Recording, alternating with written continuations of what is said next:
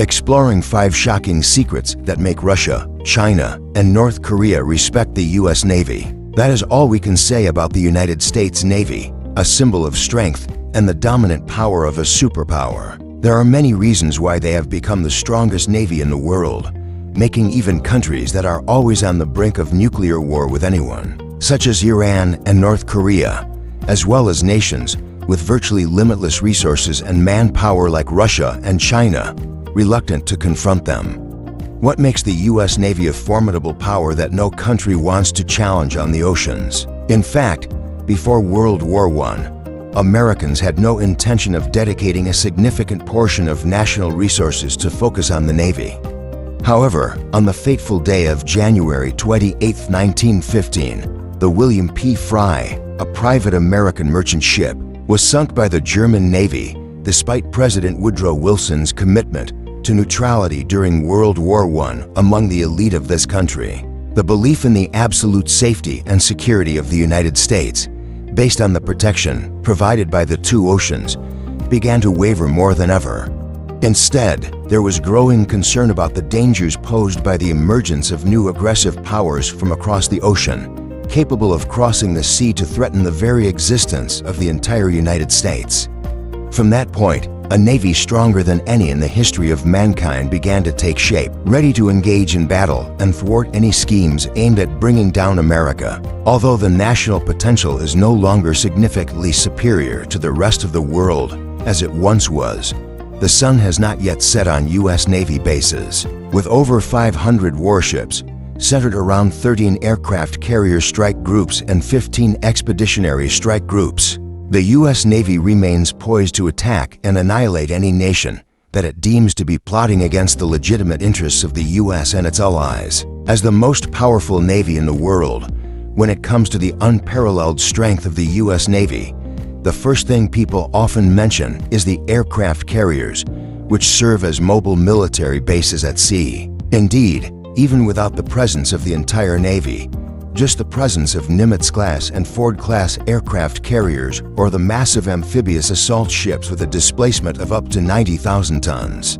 like the USS Miguel Keith, is enough to instill concern in any military force of any nation. However, Americans need not only weapons that serve as a warning for a destructive attack campaign. They also require resilient destroyers capable of escorting and protecting these symbols even when they become targets in a large-scale naval battle. With their strength, this class of destroyers deserves to be ranked as the second reason the U.S. Navy is unafraid of any powerful adversary.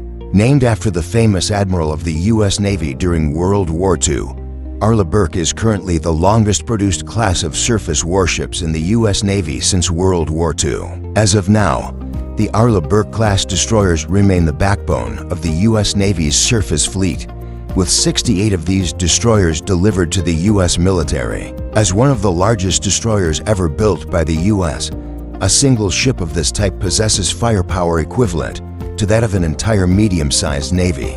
The ship also has several other defense systems, such as the Phalanx 20mm close-in weapons system and the M40 to Bushmaster 25mm automatic cannon, along with 5 Browning machine guns to counter suicidal attack tactics. Additionally, depending on the variant and mission requirements, the ship can be equipped with 2 launchers for Harpoon Antiship Missiles or SM-3 Block 1B ballistic missile defense missiles. Alongside this extensive weaponry, the Americans have not forgotten to integrate an SPY-1 phased array radar systems with electronic scanning and data links to the missiles directly into the radar, along with the Aegis defense system, which allows for automated control and the use of fixed radar sets to provide reconnaissance and accurate tracking of up to 200 targets simultaneously, including very small types like Comer-class missile boats within a 360-degree range around the ship,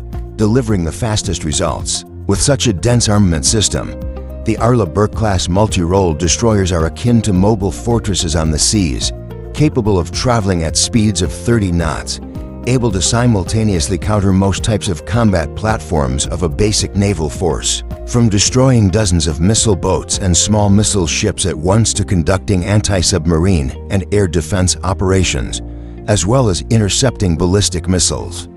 Although they are the most versatile class of warships in the U.S. Navy today, in the face of a large number of hypersonic anti-ship missiles from Russia and China, it is difficult for the Americans to expect their aircraft carriers to remain safe if relying solely on the strength of these destroyers. The truth is that just one hit from a hypersonic anti-ship missile among dozens or even hundreds fired could potentially take an aircraft carrier out of action. However, this does not mean that these symbols of American power are incapable of self-defense, especially with the multi-role F/A-18 Hornet fighters on board, always ready for combat.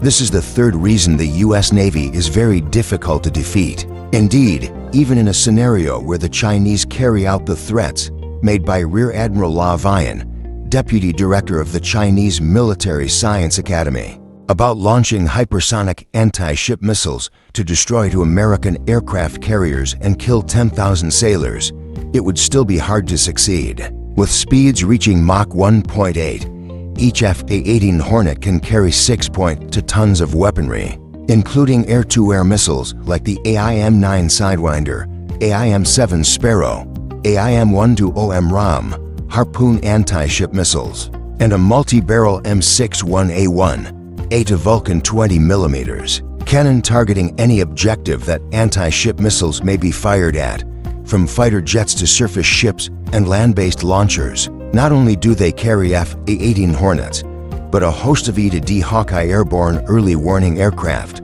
P-8 Poseidon anti-submarine planes, and various multi-role UAVs are also always ready to take off, seeking, tracking, and engaging any suspicious entities present around the aircraft carrier. Thanks to their ability to launch and recover advanced fighter aircraft, U.S. aircraft carriers are not just cumbersome and vulnerable machines like the Akagi and Kaga-class carriers of Imperial Japan. They are indeed powerful military outposts, capable of both attacking and defending themselves against all types of weapons. More than just a regular military base, these carriers can bring their iron birds with destructive power close to the shores of any coastal nation, as long as that nation has a coastline. Despite possessing such destructive power along with multi-layered defense capabilities, aircraft carrier strike groups are not invincible. In discussions about the potential for a total naval battle between the US and China, Russia, or North Korea, alongside hypersonic anti-ship missiles, the Bory and Yeltsin-class submarines of Russia, or the Type 09 for A of China, are also considered by many experts to be capable of easily taking out the core fleets of the US Navy while threatening territory and attacking supply routes from the US to Allied countries, similar to how Nazi Germany used U-boats.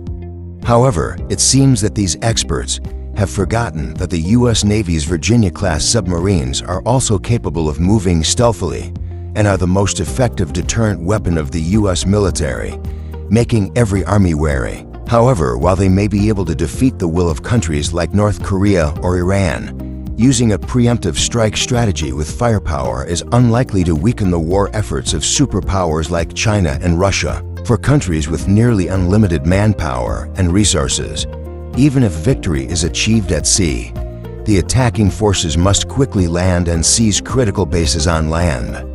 From there, they can threaten vital points, forcing the adversary to reach agreements that favor the attackers. More than anyone else, the American elite understands very well that the fate of the land of the free could result in losing its global hegemonic power, or worse, that their glory may follow in the footsteps of the empires that once dominated the seas, like Spain and the British Empire, if their naval strength continues to wane against other emerging powers.